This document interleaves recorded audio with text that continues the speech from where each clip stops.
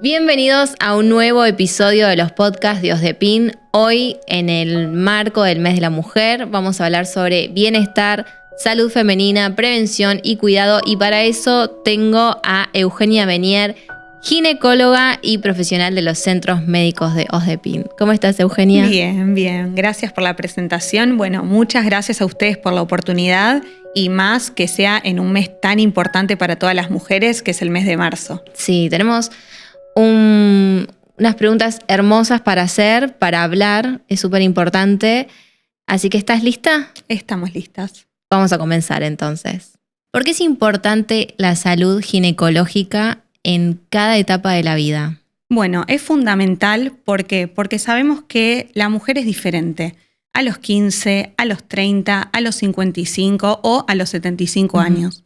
El cuerpo cambia, las hormonas cambian, las necesidades cambian, los riesgos cambian y por ende los controles también cambian. Hablaste, o nombraste mejor dicho, la palabra necesidad.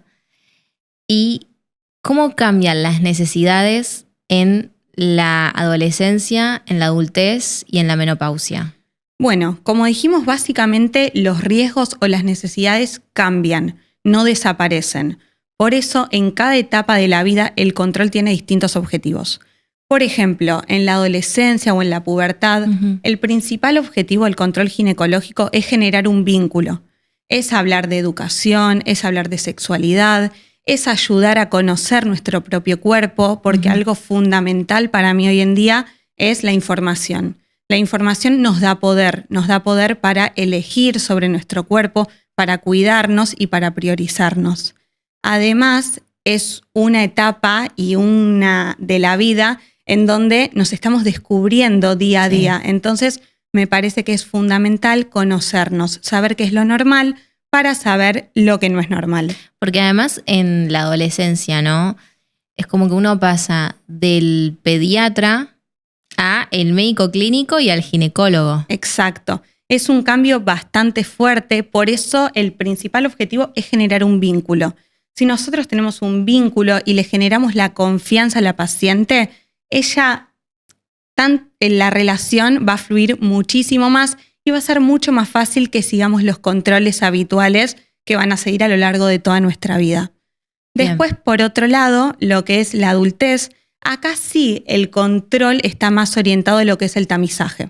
¿Qué sería el tamizaje? El tamizaje es detectar alguna posible patología en pacientes que son sanas, ¿sí?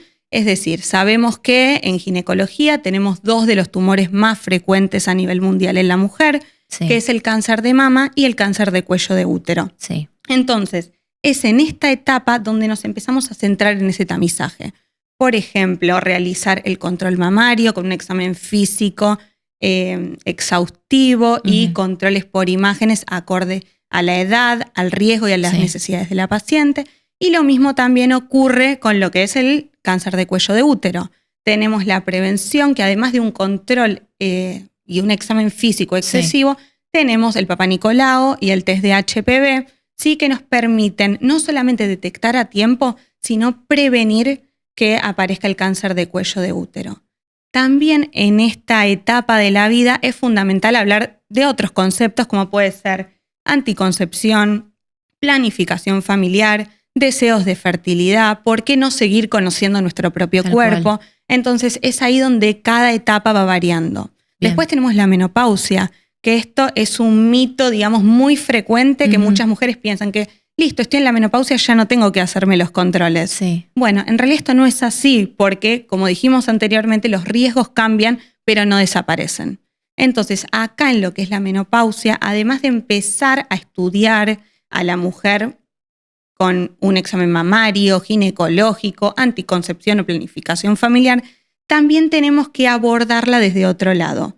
Abordarla como un todo, empezar a pensar en patologías que están más asociadas a esta edad de la paciente, como pueden ser patologías cardiovasculares, óseas o urinarias. Sí, además el cuerpo cambia un montón. Exacto. Por lo que tengo entendido. Exacto.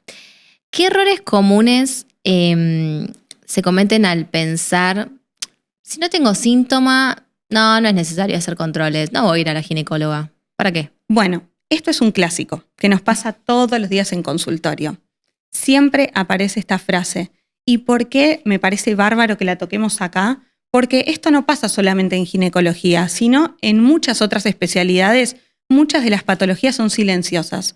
¿Qué quiere decir? Que no presentan ningún síntoma hasta que la patología aparece. Y ahí nos preocupamos. Exacto. Una vez que ya aparece, ya estamos llegando tarde. Claro. Por eso, lo que quiero que quede claro es que ginecología no es solamente un control físico.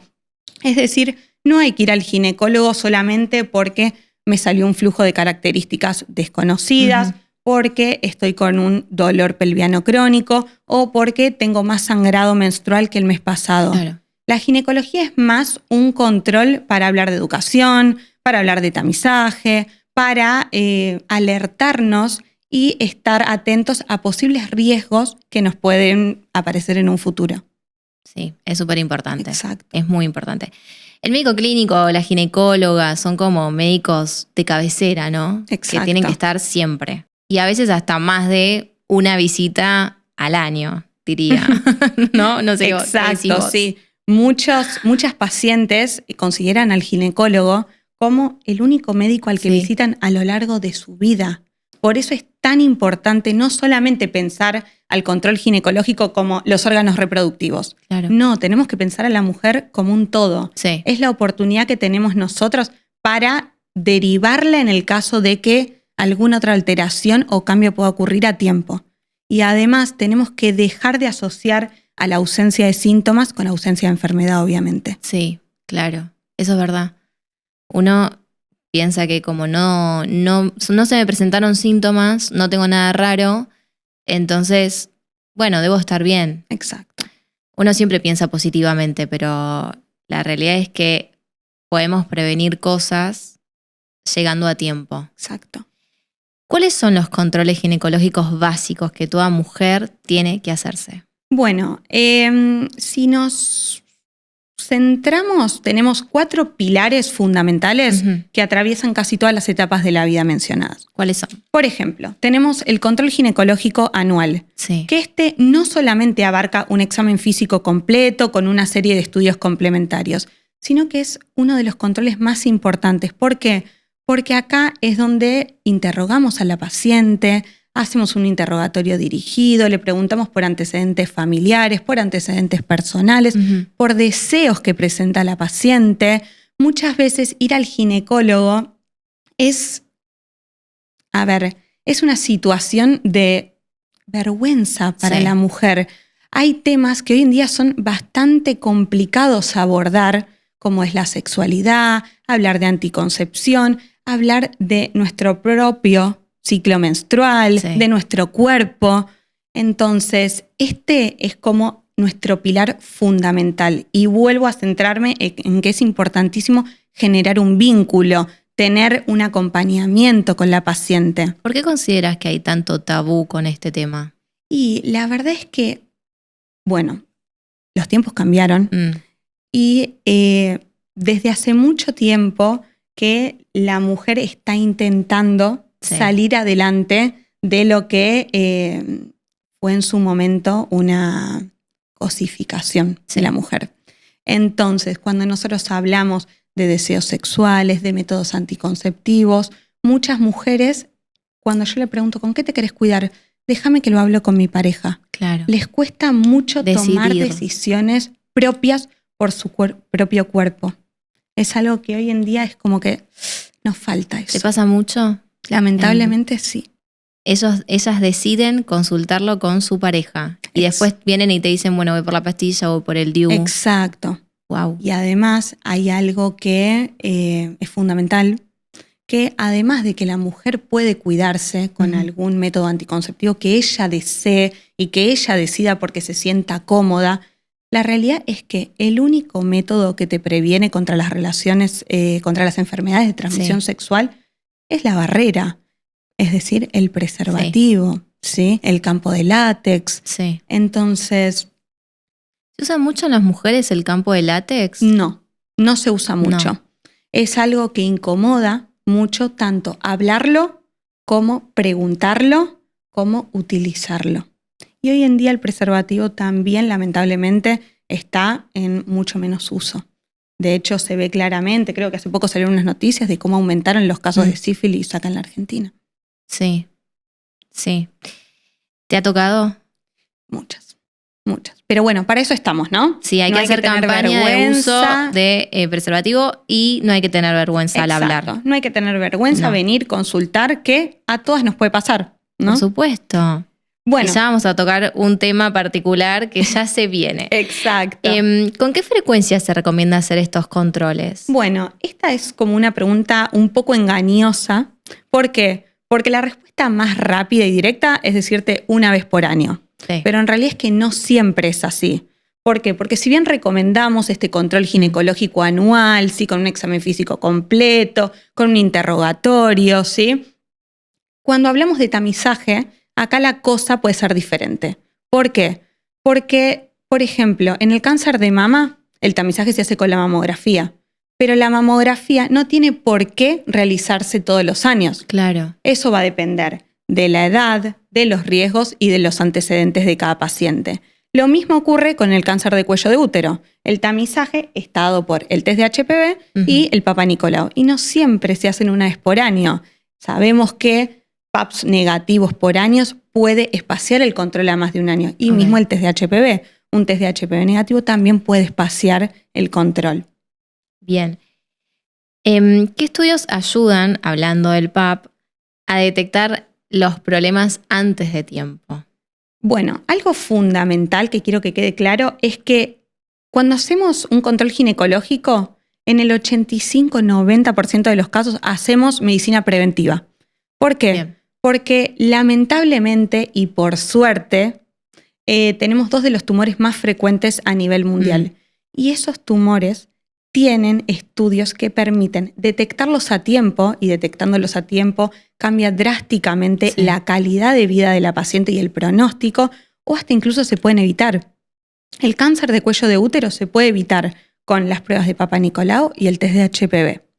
El cáncer de mama se puede detectar a tiempo con la mamografía. Sí. Y sin ir más lejos tenemos, por ejemplo, la densitometría ósea, que es un estudio que se pide para más adelante, que suele detectar lesiones óseas o una osteoporosis antes de que aparezcan las fracturas o esos dolores incapacitantes que muchas mujeres padecen. Y bueno, obviamente sin ir más lejos, pensando a la mujer como un todo, cuando pedimos el control ginecológico completo, además asociamos perfiles metabólicos, lipídicos, el típico laboratorio de sangre que te puede detectar otras patologías a tiempo, y nosotros ahí sí podemos derivarlas a otros profesionales en caso que sean necesarias. Bien, cuando hablas de los estudios ginecológicos estamos hablando de la seco, transvaginal y la mamaria. En realidad, como tamizaje, tenemos, por ejemplo, para el cáncer de mama, la mamografía. ¿Por qué? Porque la mamografía es la única que detecta lesiones no palpables y microcalcificaciones, que es algo muy pequeñito que solo este estudio lo detecta. La eco mamaria sí puede ser un estudio complementario, depende a la magnitud de la mama de cada paciente, ¿sí? O a la edad, porque hay mamas más densas, menos densas, ¿sí? Pero no dejan de ser estudios complementarios, como mismo una resonancia magnética. Muchas veces en mujeres que tienen prótesis mamarias pedimos una resonancia magnética cuando en la mamografía o en la ecografía no podemos ver detalladamente cierto sector de la mama. Mira. Mismo ocurre con la ecografía transvaginal. No está demostrado que la ecografía sea un método de screening, por ejemplo, para el cáncer de ovario. Pero sí es un método diagnóstico frente a algún síntoma. Dolor pelviano crónico, distensión abdominal, algún tipo de molestia, y ni hablar en el caso de, por ejemplo, hacer algún control post-colocación de DIU o... Sí, eso es clave. Exacto. Es clave. O sea que la transvaginal sería un complemento al PAP, digamos. O sea, es PAP sí o sí, siempre. El PAP no se negocia. PAP y test de HPV es innegociable porque es el método de screening para cáncer de cuello de útero. Bien. La eco transvaginal es un estudio complementario para varias cosas. Algún síntoma asociado, pero que no siempre tienen que ver con un posible cáncer de cuello de útero. O algún estudio de rutina en particular, como por ejemplo para el control de algún método anticonceptivo, como puede ser el DIU. Bien, hablaste de PAP. ¿Qué cosas tenemos que evitar antes de hacernos el PAP? Bueno, esto es fundamental. ¿Por qué? Porque sabemos que 2 días antes de hacer el Papá Nicolau no tenemos que tener relaciones sexuales ni nada de penetración por vagina. Bien. ¿Sí? Y además, importantísimo no estar menstruando. Claro. Porque cuando vamos a tomar la muestra, directamente nuestra muestra de Papá Nicolau se contamina con la del sangrado del ciclo menstrual. Bien. Y después, en relación a la higiene. Con respecto a la higiene, bueno, esto es como un tema aparte porque es fundamental la higiene íntima en la mujer. Higiene íntima no significa higiene excesiva. El agua y jabón alcanza. Bien. Hoy en día tenemos que tratar de evitar las duchas vaginales, jabones perfumados o productos antisépticos. ¿Por qué? Porque generan un desequilibrio en nuestra flora normal. Entonces... Viste que hoy hay mucho esto de jabones íntimos. Exacto. Bueno, la verdad es que hay jabones que son específicos, ¿sí? Para lo que es el higiene vulvar, que son excelentes. Pero tiene que ser dado y recomendado por un especialista. ¿Por qué? Porque vienen muchas chicas y vienen y me dicen, me compré esta espuma de higiene o este jabón íntimo. Sí. Excelente, está perfecto. Pero fíjate que así como dijimos que cada cuerpo cambia a lo largo de la vida, las necesidades cambian, las hormonas cambian, el pH vaginal también cambia.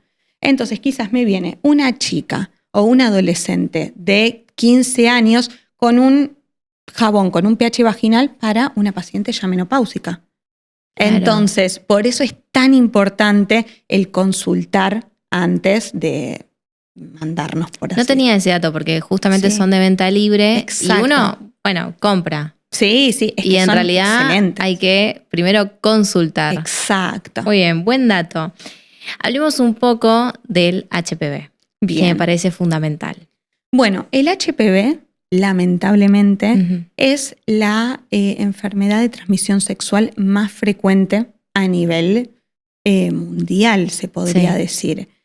La realidad es que el HPV, muchas veces cuando nombramos el HPV, enseguida se nos aparece la imagen en nuestra cabeza de cáncer de cuello de útero. Y no siempre es así. Hoy en día, lamentablemente, entre el 85 y 90% de hombres, mujeres sexualmente activos, podemos llegar a tener HPV. Eso no significa que todos evolucionemos a un cáncer de cuello de útero o un cáncer de pene en el hombre. Es acá donde entra en juego y donde es de fundamental importancia el tamizaje. Si nosotros nos hacemos los controles anuales, el Papá Nicolau y o el test de HPV según la frecuencia, edad o necesidades de cada paciente, no tenemos que tener ningún miedo a estar cursando o conviviendo con este virus. ¿Por qué? Porque además hoy en día es un virus que lamentablemente tenemos que aprender a convivir. Claro. Ojalá hoy o el año que viene estemos hablando de cómo la prevención primaria, que en este caso sería la vacuna, erradicó o eliminó gran parte del virus.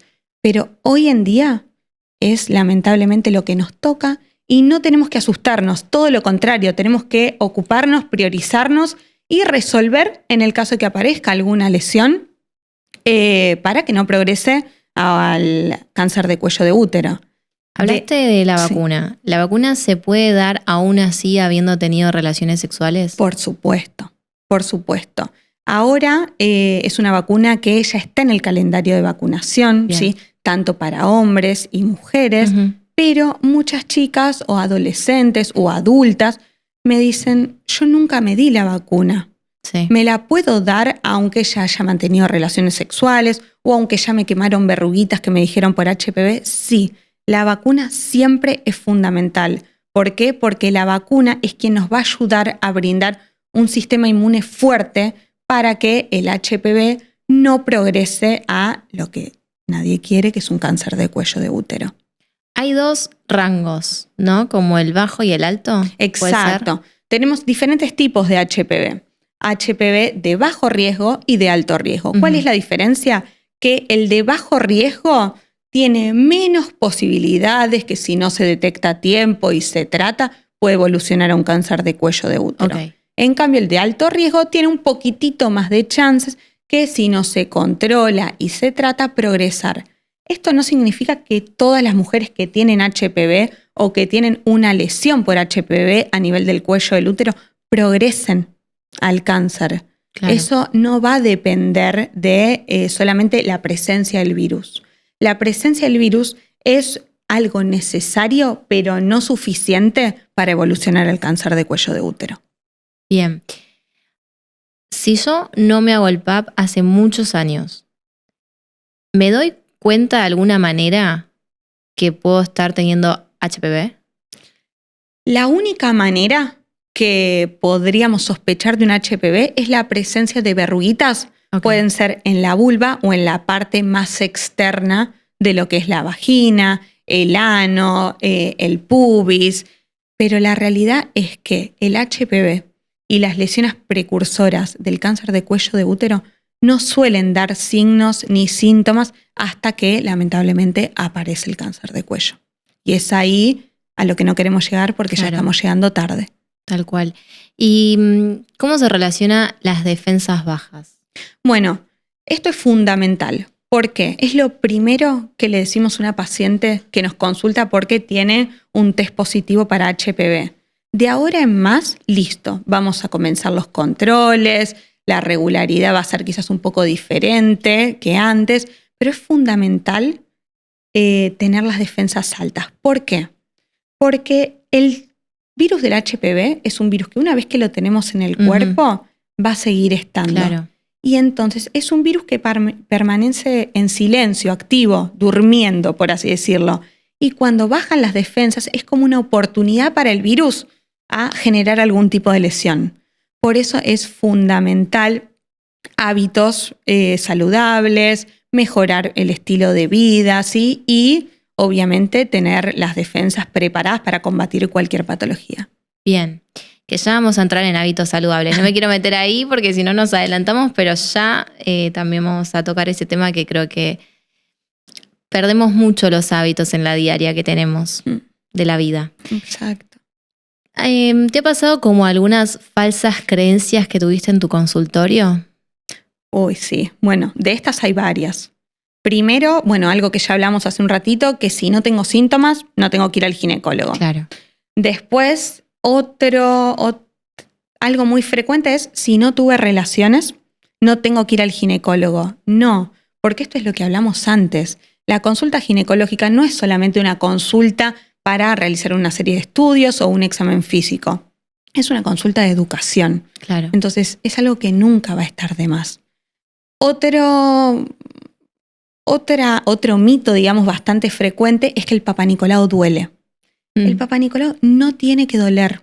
El Papá Nicolau sí es un estudio molesto, sí. Todas las que nos lo hicimos alguna vez nos molestó, pero una diferencia es molestia y otra cosa es dolor. Claro. Cuando aparece el dolor, ahí es algo que a nosotros nos tiene que llamar la atención y tenemos que buscar una causa a ese dolor. ¿Por qué? Porque el Papá Nicolau no tiene que doler. Es el raspaje, digamos. Ni siquiera el raspaje. Lo que más suele molestar es la colocación del espéculo. Sí, eso es verdad. Y esa molestia depende mucho de la posición de cada cuellito. Sí. Hay cuellitos que entras y es mucho más fácil de encontrar. Hay cuellitos que están mirando para abajo, para arriba. Claro. Y bueno, esa movilidad del espéculo es lo que puede generar una molestia. Pero ahora, ¿por qué hiciste mención en doler? Como que hay que buscar de qué viene ese dolor. Exacto. Por ejemplo, muchas veces nosotros colocamos el espéculo con mucha dificultad porque vemos que a la paciente le está molestando mucho o hasta incluso le está doliendo. Y cuando abrimos el espéculo es muy frecuente, por ejemplo, o alguna lesión precursora o algún síntoma como por ejemplo o signo como lo más frecuente hoy en día, el flujo. Sí. Entonces sabemos que hay una bacteria que está ahí dando vueltas, que está generando una inflamación en lo que es la vagina y el cuello del útero que genera ese dolor. Después, ¿qué otra creencia en consultorio tenemos? Bueno, esta es la típica, que si tomamos pastillas anticonceptivas por más de 10 años, me va a ser muy difícil quedar embarazada en un futuro. No, tampoco.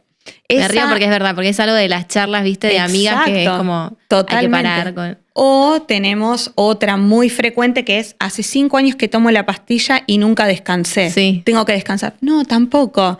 Si es una pastilla o cualquier otro método anticonceptivo recetado, indicado y controlado por un especialista, no hay por qué generar ningún descanso.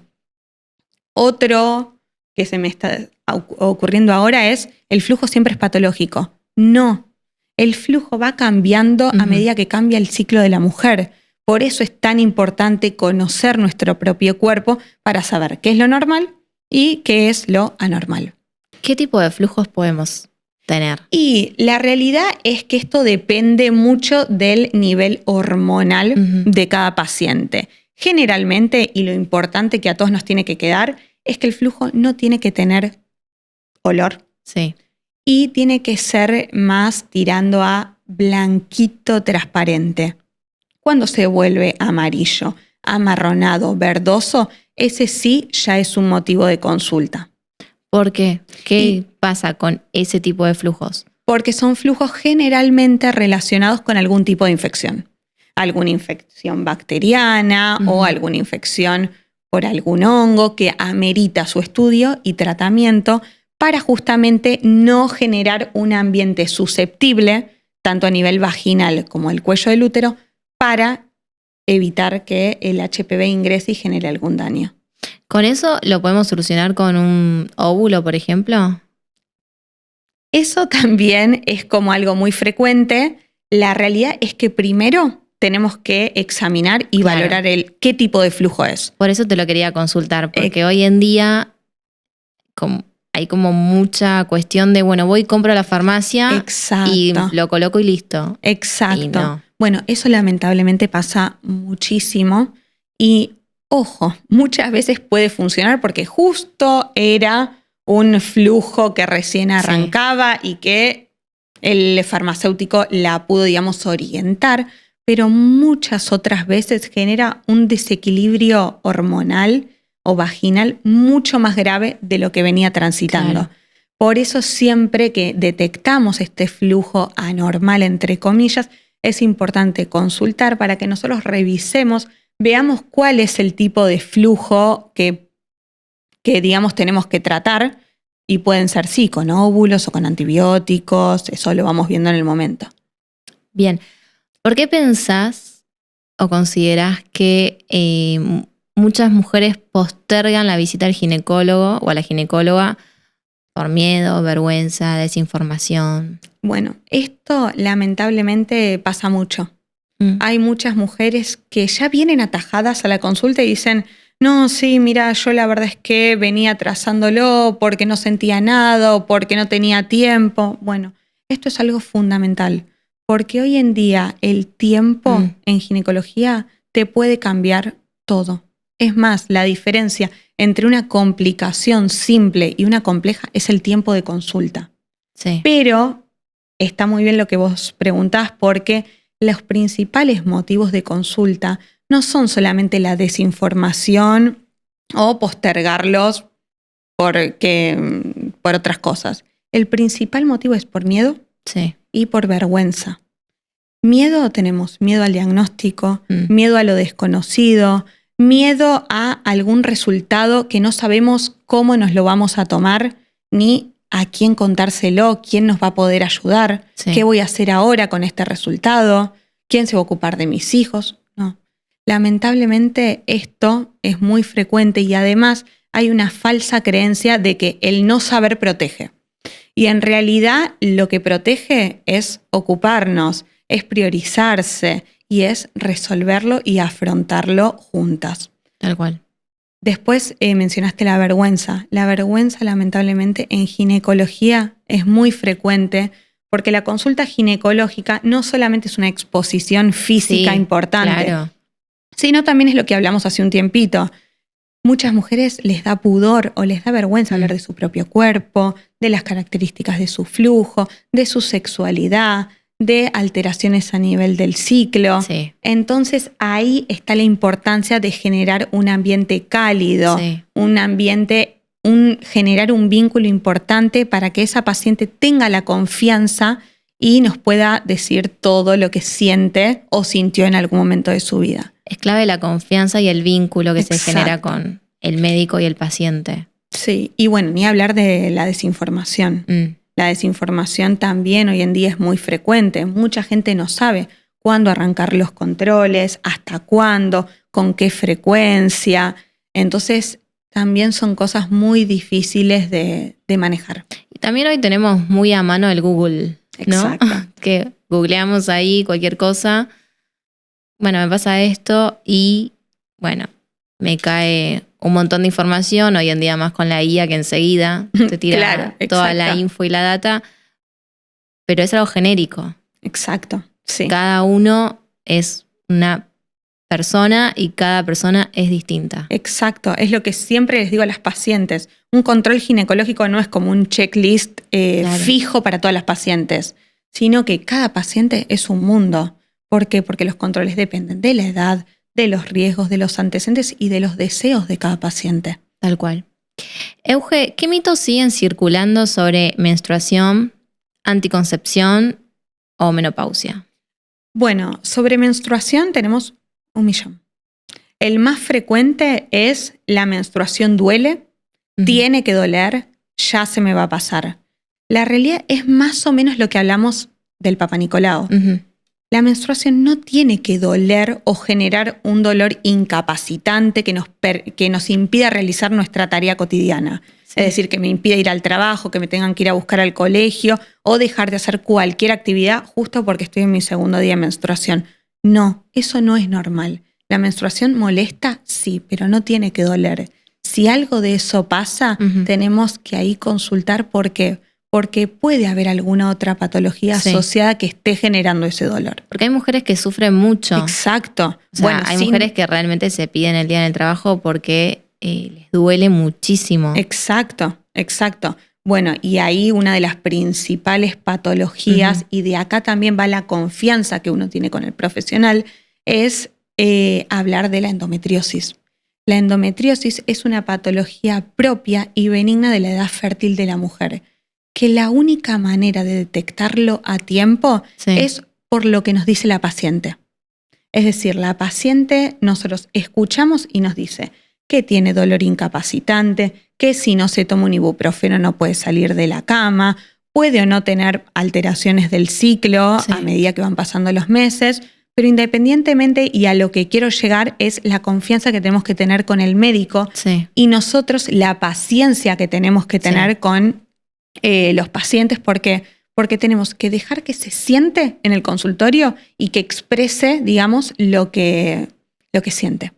Entonces, sin ir más lejos, esta patología nosotros la sospechamos y muchas veces la tratamos por lo que nos dice la paciente. Claro. ¿Por qué? Porque yo le pido un laboratorio de sangre y me viene normal, una ecografía transvaginal y me viene normal. Claro. Y la única manera de corroborarlo, por así decirlo, es con una cirugía para ver si hay alguna manchita fuera del útero que confirme esta enfermedad. Y nadie va a hacer una cirugía o exponer a una paciente únicamente una cirugía para confirmar ese diagnóstico, salvo, obviamente, casos extremos. ¿Cuál es el mínimo y el máximo de días que tenemos que tener nuestro periodo menstrual? Bueno, esto varía mucho en cada paciente. ¿Por qué? Porque no solamente varía según el nivel hormonal de cada paciente, sino también mucho del estilo de vida, cómo descansa, alimentación, ejercicio y demás.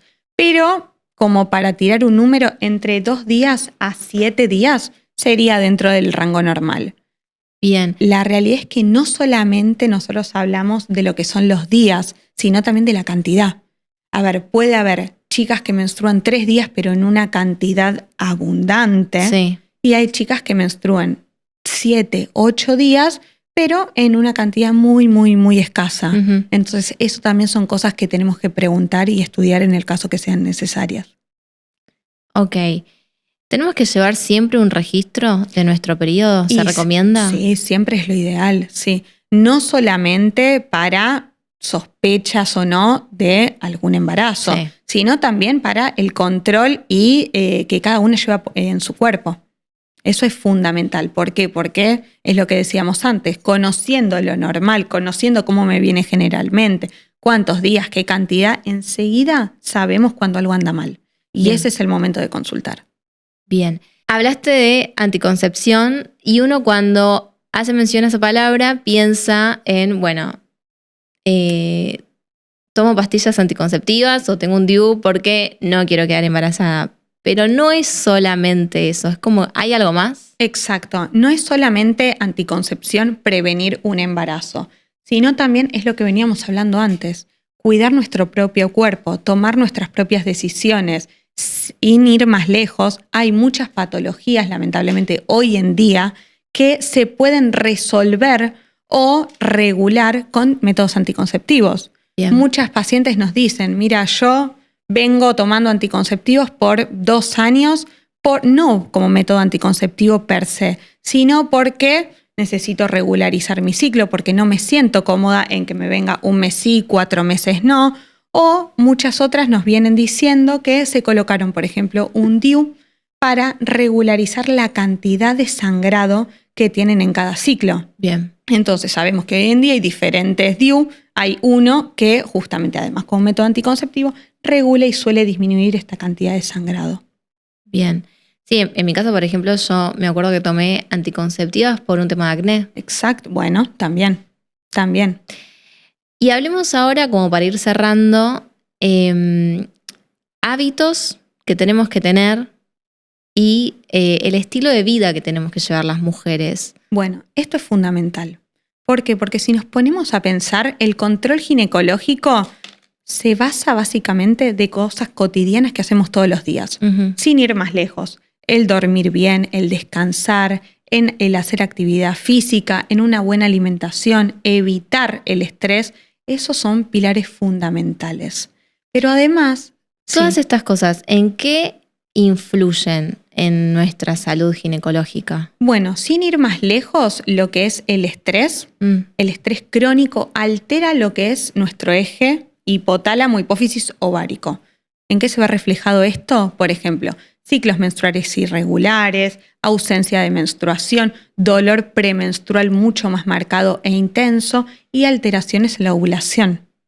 Después, el descansar, el dormir bien, no solamente influye en lo que es la regulación del ciclo menstrual, sino también que sabemos que descansar ayuda a regularizar otros tipos de hormonas. Sí. Entonces, al esto no cumplirlo, además podemos tener alteraciones metabólicas o inflamación. Y la alimentación es un punto clave. ¿Por qué? Porque tanto el déficit como el exceso de alimentación pueden generar alteraciones. ¿Qué quiere decir? Por ejemplo, la ausencia o el no comer lo suficiente puede alterar, hasta incluso frenar la ovulación. Y ahí, ¿cómo se ve reflejado? En la dificultad para quedar embarazada. Mira. Mismo lo que es la alimentación, el exceso, por ejemplo, de productos envasados o azúcares, Sí. predispone al desarrollo de alteraciones metabólicas que a su vez generan un gran impacto en la salud ginecológica, como puede ser el síndrome ovario poliquístico.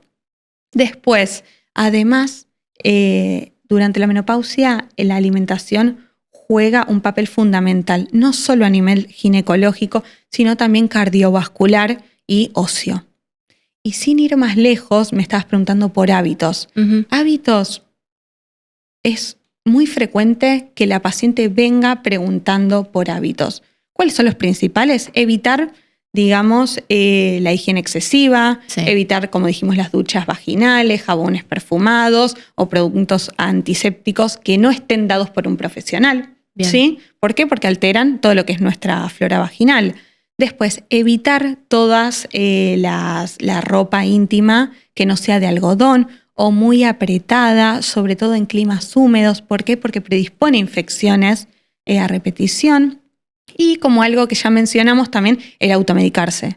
El automedicarse, si nosotros tenemos la necesidad de ir a comprar una medicación, es porque tenemos algún signo o síntoma que lo amerita. Sí. Picazón, flujo, molestia, lo que sea. Muchas veces al automedicarnos podemos aún así empeorar este desequilibrio que ya teníamos. Por eso es fundamental. Bien.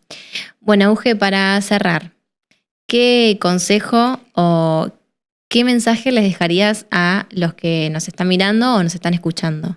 Bueno, básicamente que el consultar no es exagerar, no es dramatizar, sino que es ocuparse. Y cuando una mujer se ocupa, se está priorizando, está diciendo mi salud importa. Y ahí es cuando marcamos la diferencia. Más en ginecología, que fue lo que ya veníamos diciendo, tenemos lamentablemente 2 de los tumores más frecuentes a nivel de la mujer, que es el cáncer de mama y el cáncer ginecológico del tracto genital, es decir, el cuello del útero. Entonces sabemos que ocupándonos y consultando a tiempo podemos detectarlo a tiempo, que cambia totalmente la calidad de vida y el pronóstico de la enfermedad, y muchas veces prevenirlo, que es lo más importante. Bueno, y acá estamos entonces con Eugenia Venier. Muchas gracias, Euge, por toda esta info, por todo lo que nos comentaste, nos explicaste, nos enseñaste. Y a ustedes los vemos en los próximos episodios de los podcasts de Os de Pin. Hasta la próxima.